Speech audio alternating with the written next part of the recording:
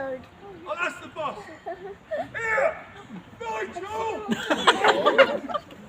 Boss is coming, mate. You wait right there, alright? You are a job sweat! Unbelievable! Just open the gate! What's wrong with you? Oh. Ladies and gentlemen, these people, they don't work here, they're just the local nutters who keep turning up. We don't trust them really. But I don't know who the boss is, but I'm sure he will appear in a few moments' time. But of course, the gate will lift. And then we will be able to petition the Queen to show her that the Landscanettes are the greatest fighting force in all the land. Mercenaries from Germany and from Switzerland. We are here. Obviously, I came there via Hull, but that's who is this boss? Right, okay, I think we're just going to shout hello again on the count of 3. 1, 2, 3! Hello! Who is this? Is anybody there? Ah, there was someone over there. He ran off in the room. Who goes there?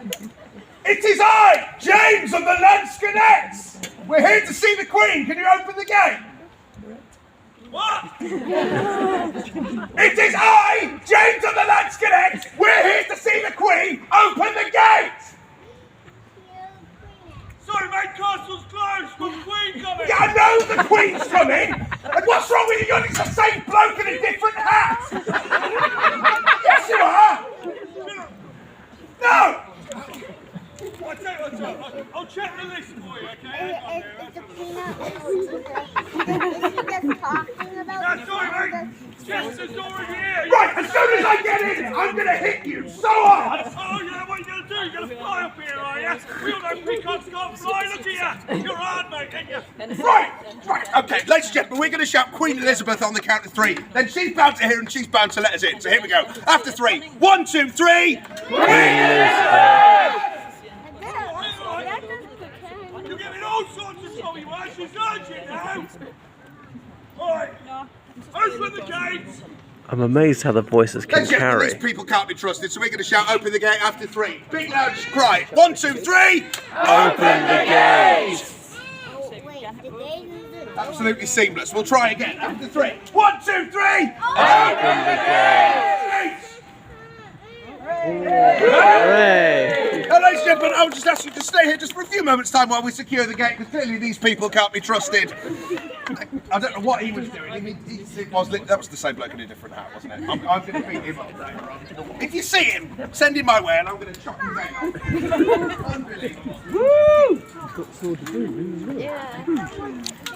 Ooh, my umbrella, my sword. Quite a good joke, but I think they milked it too much, went on a bit too long, wanted to get in. You can go around the long way and get in the castle without waiting for the ceremony.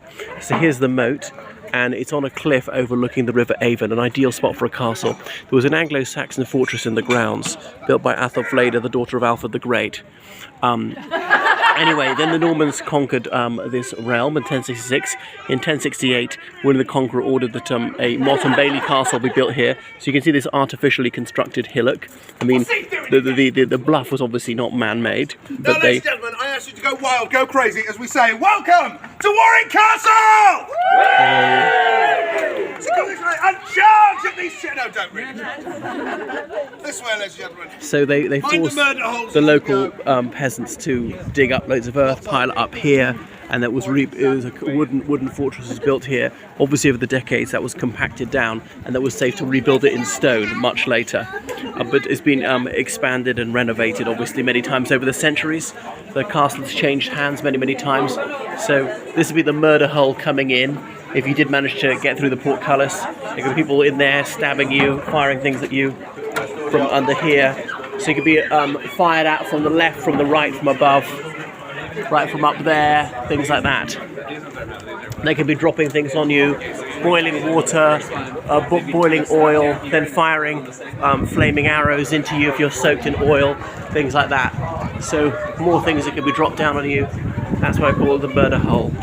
As they try and make it a zero survivability situation for the people charging in through the gates. Okay, so that was the curtain wall. It was the gatehouse above it, obviously. Anyway, it's £37, so it's a pretty penny to come in here. But there are all sorts of shows.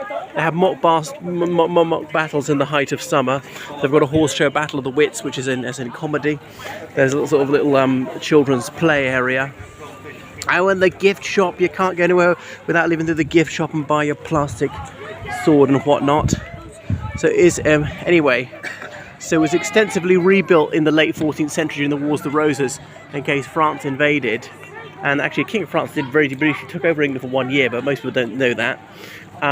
Anyway, and so it is a fabulous example of medieval military architecture, perhaps the best in the realm.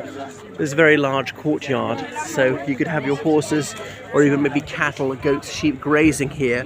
If you're along a siege, you'd have fresh meat and milk. But is the perimeter area a bit too big? One of the possible downsides. So yeah, the Great Hall, as in that would be the dining hall.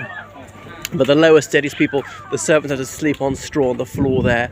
But medieval table manners were not fantastic. Often you'd have a knife, no spoon, sorry, no fork. You might have a spoon if there was soup or something like that, or you might just drink that straight out of a bowl, drink it rather than eat it, and just eating with your hands, rubbing your hands on your clothing or whatever, a big trencher instead of a plate. We only got forks much later. I think we got them from our Mohammedan brethren, and then people were saying that these were sacrilegious because God gave us hands, we have no need of forks. Princess Tower, well, so yeah, and the trenchard, that piece of bread wasn't so tasty. You might just chuck it rather than eat it. But if you're particularly hungry, you might eat that low quality bread if you're a high status person, or give it to the underlings and they would have to eat it, the undercroft. So anyway, it's changed hands many times. A subsequent king became a bit suspicious of one of the people who was controlling this castle, so he had Kenilworth Castle built only 5 miles away, but it got a fantastic position overlooking the River Avon. There's a meander in the river, so it's got a river on 3 sides, and because of the cliff, it's very difficult to attack from all but one side. So I'm not sure it was actually ever successfully stormed. One time, the chatelaine of the castle, she was tricked into opening her gates and surrendering when she was told that her husband had been killed, which was actually a lie. So what else about Warwick Castle? Yeah, the Beauchamp family had it for several generations, well, for almost 400 years. Obviously, the Earl of Warwick, Richard Neville, he controlled the castle, and it's actually his wife's family. She was a Beauchamp, or Beauchamp as it became pronounced when it was anglicised, and because somehow he managed to get the title Earl of Warwick, because it was through his wife's family, not his. Not sure how that worked. He's the famous Kingmaker Warwick of the late 15th century in the Wars of the Roses. They called him Kingmaker because whoever side he took was going to be the king. He was sort of the Lancasters of the Yorkists, and he changed sides. He was killed in battle at the end, possibly a case of mistaken identity, or what? Or did his own side kill him because they thought he was a traitor? So various monarchs have come and stayed here. Yeah, and so this was the principal castle in the West Midlands of England. And then it became a stately home for several generations. 1978 sold to the Two Sword Group, as in Madame Two Swords, and then turned into a tourist attraction. Over 500,000 visitors per annum come here, and they put on some splendid shows. Yeah, and that's it. I better go inside and see some of it. I'm liking some of this ambiance created by the medieval music. Right, I'll turn it off then.